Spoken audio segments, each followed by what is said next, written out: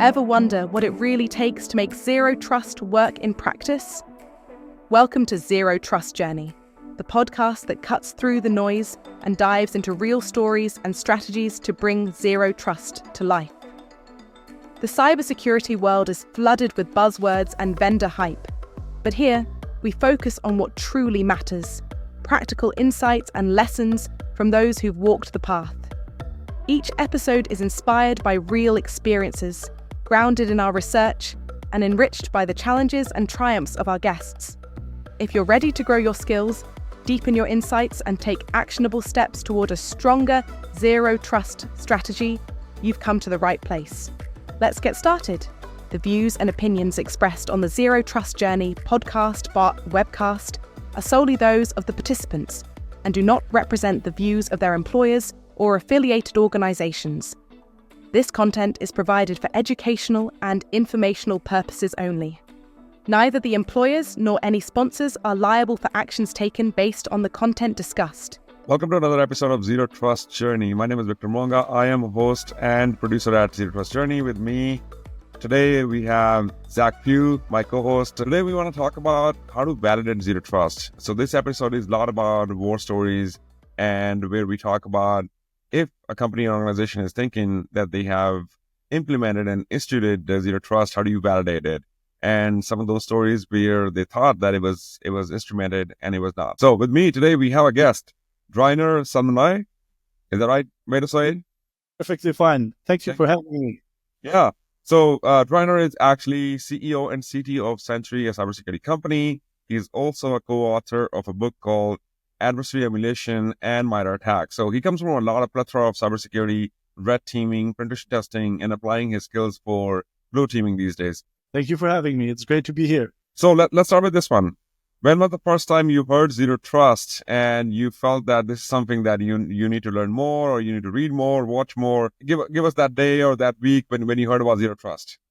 I think I should talk in stages because my mindset from the first moment that I learned about zero trust has changed over the years, and its applicability in different levels of cybersecurity has changed as well. I think it was like 10 years ago, I read this post by John Kindervag, I think, and he was like writing about this new security philosophy where it's not about only perimeter security. And he was like in some level trying to foresee how different technologies are going to merge, and that classical castle approach is not going to fit the big picture anymore. To be honest, in the beginning, it looked a bit like just another flavor to everything what was going on. And sometimes cybersecurity companies and individuals have this tendency to create new words about the same thing.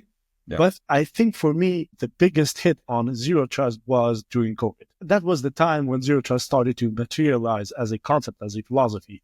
And with more cloud-based services and with the issue of remote work, tens of millions and billions of investment from companies in their perimeter security was not applicable anymore. And threat actors for the first time had a huge upper hand because of the targeting, and those employees were not part of the castle protection, if I may say like that. So zero trust starting to become that thing where I said, actually, there's a lot of practicality of this model, and there's a lot of things where you can use not only from blue teaming but red teaming model as well. That makes sense. I think based on the research and the conversations we have heard, it totally makes sense. During COVID time, when people actually started doing a lot of remote work, started actually adopting a lot of SaaS platforms, that's when they realized the traditional approach of like the perimeter, where everybody was coming inside your perimeter and you can control everything, goes in and out.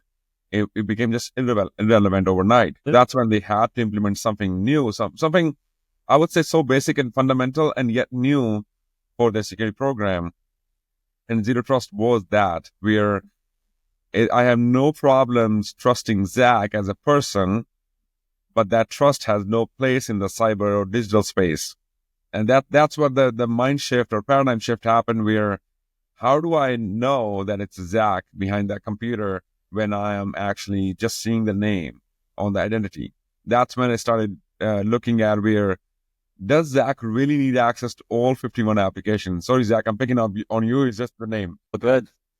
So that's when people started realizing that the least privilege access, the defense in depth, all of those principles, it just made sense with the strategy called zero trust. Yeah, so I just want to dig in a little bit more there. So when you first started seeing some actual traction in zero trust, what were the kind of key indicators that you were looking for someone to be successful in their implementation of zero trust? I think first thing that we should do is address the big elephant in the room. I think zero trust has been used as terminology for years, and in some level, there's a lot of misconception about it. And to be honest, every time I was hearing about zero trust, it was so simple to understand in the terminology. And it is zero trust, don't trust no one, don't trust the devices, create a type of relationship that only the right permissions or the right access is provided to the individual process or technology. And then you had companies saying that we are zero trust certified. And we started getting, like 5 years ago, somewhere like that, to hear that terminology that we are zero trust certified. And that's where my curiosity started to pick. So what does zero trust means in a continuous process? What does a zero trust certified means in a process where it should never end? It is, as you said, a journey. I think usually the clients that we chat in scoping phase, because that's the most important part before we kickstart the project, we have seen the behavior of putting the zero trust as a point in time, and we reach this level and we should be secure and fine. And after actually performing certain type of assessments like red teaming and pen testing, we see that a lot of core functions of zero trust are not applied. As I said, it is a journey. It doesn't stop, but at the same time, it's not only users. It's about technology. We have reached a point, especially with cloud computing, where not only users communicate. Now you have, if you take microservice architecture, you can have thousands of microservices communicating to each other, which every one of those has a specific permission set. And you know what we see is even having that and saying we are zero trust certified. I don't know what that means, or we use zero trust. When you go and review their cloud implementation, because we managed to hack a certain permission, you see that this Lambda function communicates with this additional service where this function only needs read permissions. However, the application has read, write, and all the right administrative permissions to perform actions that it actually doesn't need. So for me, when they say we use zero trust model, I always try to see their maturity, their understanding in zero trust. So every time I reply, what do you mean with zero trust? And if they say, oh, we have this certification, we do this, I know that it's going to be an exciting assessment, because after they receive the findings, they start to shift from the theoretical concept of zero trust, where you only think you know the concepts and try to understand that zero trust, it is much more than just a component. It's a whole environment. It's a whole infrastructure. So we have seen, and just to give you some stats, from 1,500 tests that we have done from 2017, I was just checking, there is no assessment that has not produced vulnerability reports. All of them had some group of vulnerabilities, which means not necessarily the zero trust model that they were using or haven't not thought about is the problem. You will always have vulnerabilities, but the thing is that how you're going to address that after it. What was the outcome of it? Have you done a plan how to actually remove those stored credentials from GitHub repositories and have a better way to manage those access controls? Or what is the lesson learned from the assessment? And most of the time we redo the assessment, which is another great thing. And after they go in this training, because when they read the report in some level, they're getting educated in their environment infrastructure, and they start to see from a different angle, from the offensive angle. And me as an offensive red teamer, I'm not going only to try and focus on what vulnerability you think you have. I'm going to try and change things. Something that you think it's a low severity, low criticality, for me, it's a must because I can chain those attacks together into a major operation that in the end is going to yield a report, which most of the time shows that the whole environment, domain controller or other components have. To give you an example of it, I remember server-side request forgery type of vulnerability back in the day. You have this only parameter where it calls an image outside, and it was not a big deal. You can override this parameter and get a request, make the server do that request and get the data. And you can mess around with your friends and say, yeah, I found a vulnerability, but the impact was really low. But when the cloud infrastructure came, Amazon and all those companies introduced something that they call metadata API, where the EC2 instance, the instance communicate, I call that mothership, communicates with the Amazon core services, and it has access to view certain permissions. It has access to perform queries directly on the local environment of the cloud. A vulnerability that was calculated as a low severity becomes one of the hardest to deal with. So it's not about finding the vulnerability. It's about chaining. And usually zero trust addresses the chaining issue, which none of other models address. Think about the castle approach. Did you break the perimeter security you're in? That's it. Then it's all what you want to do. But with zero trust model, and of course, if you try and invest on monitoring and logging as well, you're going to have visibility. You're going to always assume that someone is there. It's a little bit paranoid, but it works. And you're going to be strict when it comes to, hey, do I need this? And I always ask my team when they try and share documents with me or permissions, and they have the tendency, because I run the team, I should have all the access. And every time I ask, is this something that I should know? Because if this is not something that I should know, if I get compromised, you get compromised, the product gets compromised. Yeah. So it doesn't need to come only from you as a system admin configuring, but it should come into the team level as well. Hey, do I need this? Ask yourself if you need actually that access. So let's double click on that one, Rainer. I think you made a really good point and gave insights where, well, first of all, I really love about the part where there is no zero trust certification yet. So for those, vendors and the customers who are falling for it, there is no zero trust certification.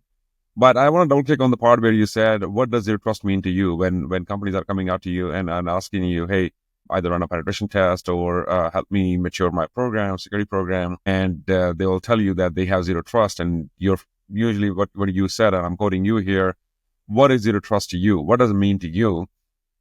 And that's a hard question to answer as a customer right now, because does that mean I have 3 or 4 security solutions and platforms and technologies in my stack where they are providing zero trust? Or does that mean my staff is equipped with zero trust knowledge? Or does it mean I have a zero trust policy or a 70-page document? And that's what does zero trust mean to you as a company? And I think that question is hard to answer, right? It is. So you talked to our friends in the government sector as well, where they have matured zero trust, they have adopted it. You recently published a blog on the flank speed from the U.S. Navy as well, where they have achieved those controls and stuff. So, and Rainer's angle, where he's actually validating a zero trust, what do you feel? What do you say where it can give our audience and listeners a framework to answer that question, that what does zero trust mean to you? Yeah, I mean, I think that you need to define what your goal is within each sort of a security program. And, a good CISO is always going to align their security program with your business objectives. That's the hot word in the CISO market now is tie it to your business objectives. And I think zero trust security is the same way, right? Where it's a strategy of how you're implementing this. It's how you're protecting your business, how you're protecting your customers, how you're protecting your data. And when you're trying to figure out how the best way to implement this, when I'm talking to people, they're taking the same approach that they would in developing their business security controls and what makes sense for me to implement. So taking a step back from the start and saying, well, what do I need to protect? What's the best way to go about that? What am I doing now where is that falling short? And I think a lot of that ties into some of the guidance that's been released. Like in the U.S., we've got the CISA Zero Trust Maturity Model. We've got a DoD Zero Trust strategy. We've got individual agencies that have their own. Now, I'm very curious, Jadar, how has or have those types of publications, have you seen those be widely adopted globally? And maybe how does this validation of zero trust come into your MITRE attack work? You have to understand that we are addressing different type of companies and enterprises. And I don't think there's no silver bullet to address all of the issues. You cannot address a SME and say, hey, this is the DoD standard, or this is the NIST standard, and apply this, and you're going to reach the maturity on zero trust. Because first of all, there is a lot of restraints on cybersecurity budgeting, and now it's becoming easier. But past years, you had to invest a lot to actually, as a CISO, to convince the board to address cybersecurity properly. And I think at some level, it is a financial issue, and how much you as a company value your privacy, your data, and security. And I have had clients which had not a large budget, and they asked me, what should I do? What is the first thing that I would do? Not everything needs a lot of investment.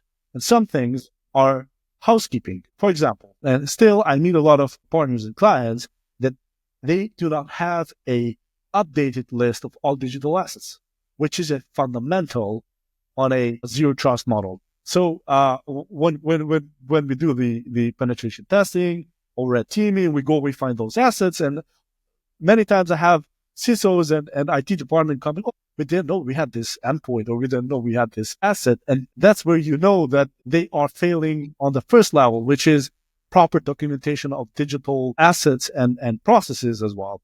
And at the same time, you have more mature companies. I have heard that certain models are being used, but as well, you have to understand that companies have already invested in their digital infrastructure. The castle has already been created, and it's going to take some time until these new concepts and these models are applied at scale.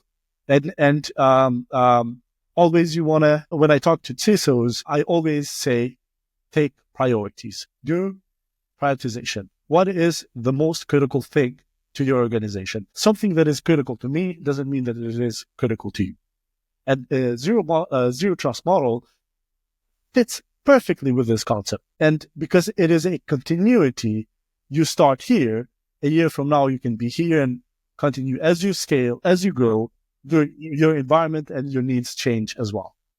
We talk about that during our CISO trainings, where it's nothing new, and yet we have to repeat and remind ourselves where there's no one size fits all, especially when it comes to zero trust strategy, because a lot of times the words are used differently. Zero trust compliance, zero trust model, as in where it actually provides you tactical guidance of the controls and stuff. No, it has principles and it's a strategy, but you got to tailor that strategy to your company, to your business needs, to your business requirements, to your team skills and talent you have in-house. But one thing I'm interested, Rainer, when let's say a company has decided what zero trust means to them today, and they have implemented the controls, how do they go about validating it? And especially what Zach asked in the previous question, where how do they validate with an angle of MITRE attack framework? So if let's say I have complete coverage of all the relevant tactics and techniques matter to me in my industry, doesn't mean I have achieved zero trust. Is that something you have heard? Is that something you have validated? Any stories around that? It can be much simpler as a list of things, but it can get very complex as well. Here's the story. So I remember a couple years ago, 1 or 2 years ago, we were doing this assessment, and it was more like, it was not red teaming, it was more adversary emulation. And adversary emulation takes the APT perspective, not the objective oriented like red teamings, go into the server room, take this or take that. The adversary emulation takes the mindset of APT, and it only focuses on those specific behaviors that have been seen and observed for that specific threat actor. Usually it's a combination of a cyber threat intelligence where they come with, hey, we are scared because of the FIN 6 or FIN 7 or this another APT. So we track that behavior, we create an emulation plan, and we start to execute. When executing, as I said, sometimes what you think that you have implemented and the right way to implement are two different things. Sometimes it can be something light as, okay, you want to be reach a higher level of maturity. You want to address all those findings. You go like in a standard assessment, but in the other time, you would need some type of teaming where you sit down, you tie each one of the TTPs, if you want to do that with MITRE attack, and you track that from the blue team and the red team. When you execute the specific TTP, and that TTP is validated on three parameters. Is it detected? Is it protected? Is it missed? If you miss your monitoring and logging environment, it's totally missing that specific TTP, then you have a higher risk level. Or if it is only detecting it, but you don't have reaction and protection capabilities, is somewhere in the middle. But if you know to detect and have capabilities to protect, then that specific behavior is contained more properly in your environment. So because cybersecurity is complex, and we are saying the zero trust model, it is a holistic model, you cannot approach it with one way of thinking. Sure. Because certain industries have different needs compared to other industries. Certain technologies, you can just go through a list and check that and easy to verify, but others require a more technical, advanced expertise to verify that actually those have been properly implemented. And it requires a team, not only from us testing you, but from the company actually understanding what findings they are collecting. Because if they don't react, all that assessment has gone to waste. Let's talk about one thing, actually. So when it comes to zero trust, and let's say a new attack is coming out, and new techniques are always emerging and evolving, and we know that. How do you respond to that, where a new attack has emerged and new technique has emerged, and the company has estimated and evolved in zero trust journey? How do they respond to that? So if a new attack came in and they have zero trust strategy, they need to validate all of their controls against that principle, that strategy that they have built and the plan they have built. How do they go about doing it, like in a accelerated, fast response style? Yeah. With a lot of those companies, we have service agreements where certain things, when things like that happen, we have an R&D team always checking for things like that. And we see a new behavior or a new way of exploiting certain vulnerabilities where we think that our clients can be affected. We have a protocol where we reach out and we try to see and analyze how much impact that specific change is going to affect that environment. But this is very, very specific. This goes towards more larger companies that have actually the capacities to handle those type of services. For smaller companies, you always need to have a CISO or some technical asset and resources to actually move forward. And there is a lot of cybersecurity feeds right now where you are going to get the latest and good information. It's not like how it used to be 10 years ago where you had only a few places where you can mine information. And most of the time you needed to be a threat analyst and dive deep into dark web and check what is going on to see if there's TTPs which you need to extract to fine tune your CM or fine tune your detection mechanisms. Today, I think it's becoming much easier to come to that information. But usually it is a straightforward procedure. If we find, for example, a specific behavior which we think that is going to affect our client and certain processes or implementation, we reach out, we initialize a meeting. We need always to have someone technical from their team to actually explore and then they move on into actually sanitizing and protecting. But here's another story that I always have explaining to people. So there's this scenario where we were testing this corporate environment. It was a Active Directory with a lot of networks, and I'm not going to talk about microsegmentations because that's the ABC of zero trust. Think about this. We managed to compromise this host, and it was post-pandemic. But post-pandemic means that everyone was introduced to remote work. So even if you had office hours, you had work remote hours as well. So this company had built certain processes. They had multi-factor authentication, which is the core function of identity and access management. And all the users had to log in through certain procedures and had follow certain ABCs. But one of the users was using a not up-to-date plugin, which we utilized to get in. And when we compromised the computer, we managed to sit on the host on the computer and track the different discussions that were happening in the Discord channel. So what that company did, they said, okay, because it's COVID, let's use Discord. We are all geeks, all hackers, 200, 300 developers. Let's use Discord and put all business operations in Discord, and it is much easy. And Discord, let's use multi-factor authentication, yada yada yada. Everything was okay. They missed only one thing.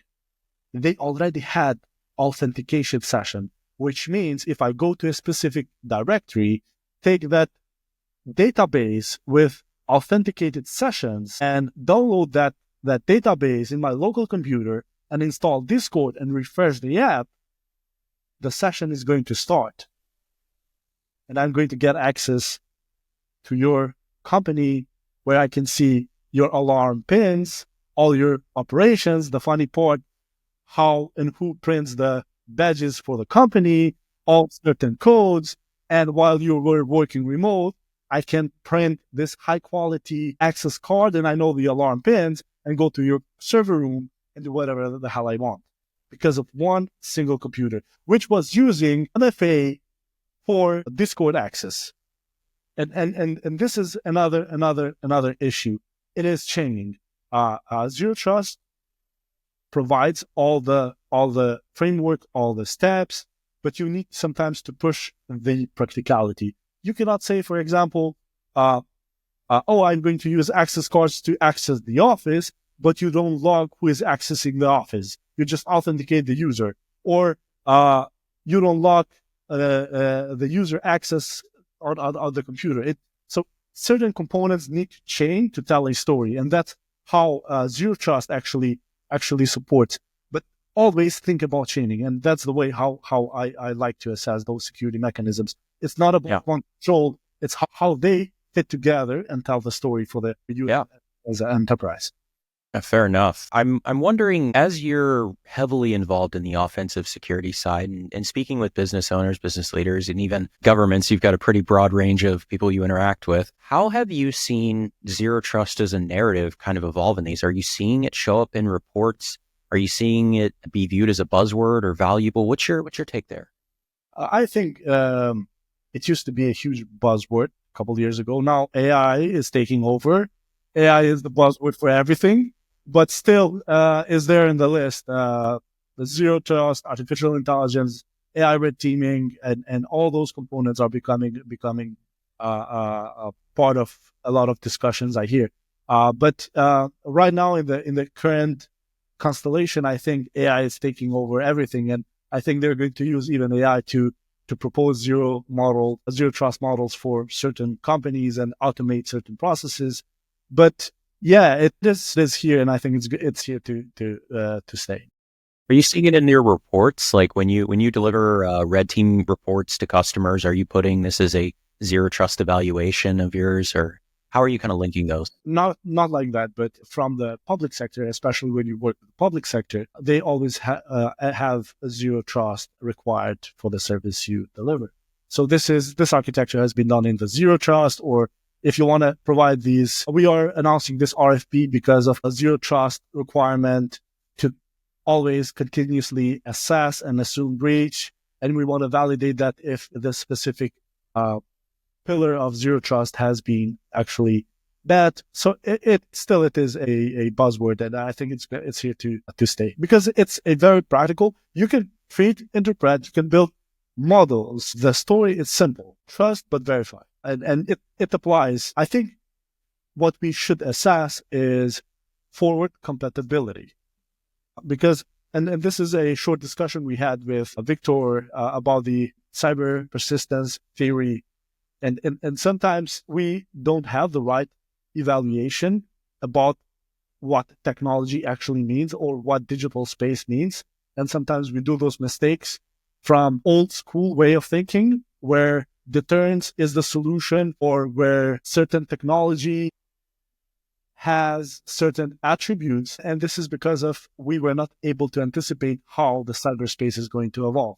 And I think right now, cyberspace, it's about exploitation. Cyberspace, it's about whoever is going to take the initiative. That's why continuous type of assessments, continuous type of security is going to be more than essential. Because persistent threats, threat actors don't do hacking point in time anymore.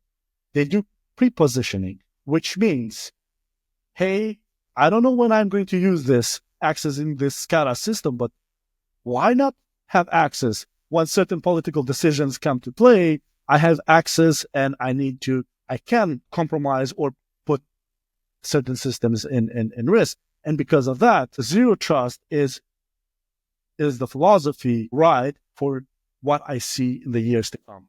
Right. And that aligns directly with assuming breach. That's one of the core principles of zero trust. I did want to touch on one more thing, and then I'll give the floor back to Victor. Sorry for taking up so much of your time, Victor. I want to tap into your educational business where you're mentoring and educating professionals that are emerging in this space. Are there any kind of key skills that you want to highlight for people as they're preparing to deal with the demands of zero trust environments in the future? Oh, surely not technical skills. And I came to this. It took me a while to understand what actually makes a great red teamer, great pen tester. Curiosity. I think people should have more curiosity. Everything technical you can learn.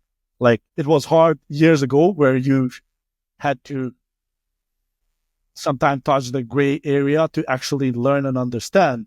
But right now you have all the best tools, the best environment to actually learn cybersecurity. All what you need is curiosity. For the program we run at Cyber Academy, for us, it's very important to be hands-on because sometimes you can run through 100 slides and still students are going to learn the theoretical part. But when you push them into a real project, they lack that expertise. And I remember my first projects where I got shell, I got access, and I didn't know what to do because of the emotions, because of the adrenaline.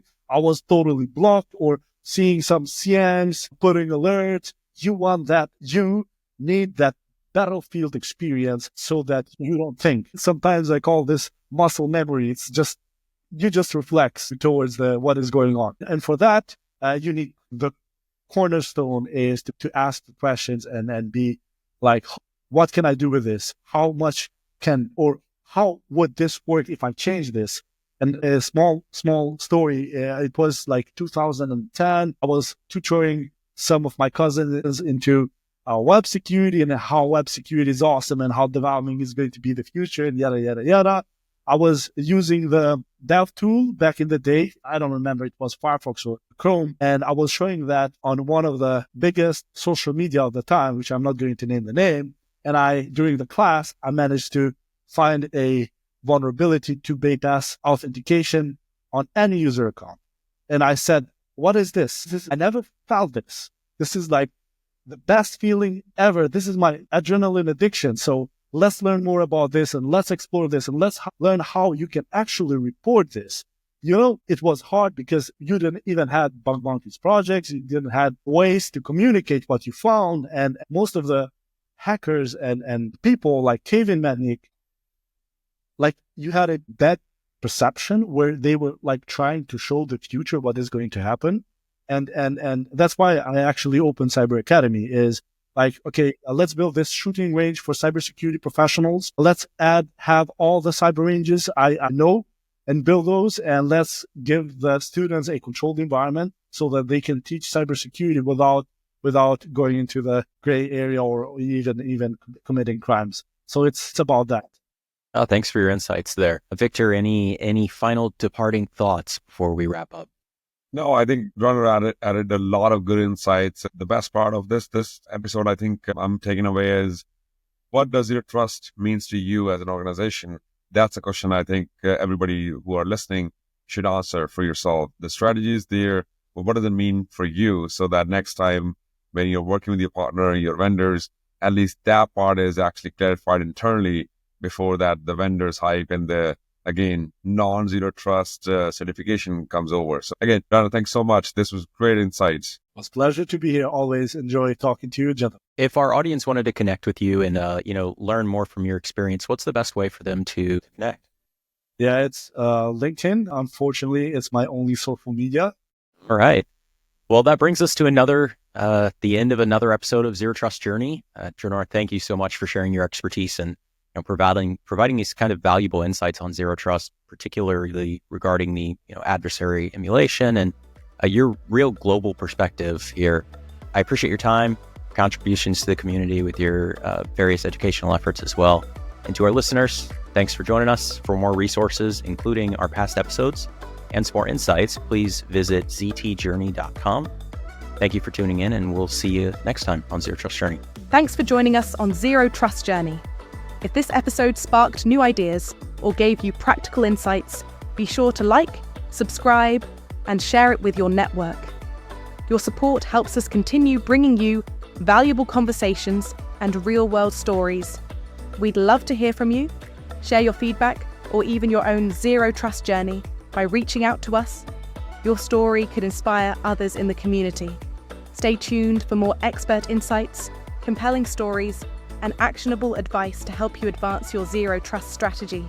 Until next time, stay curious and keep making progress on your zero trust journey. See you in the next episode.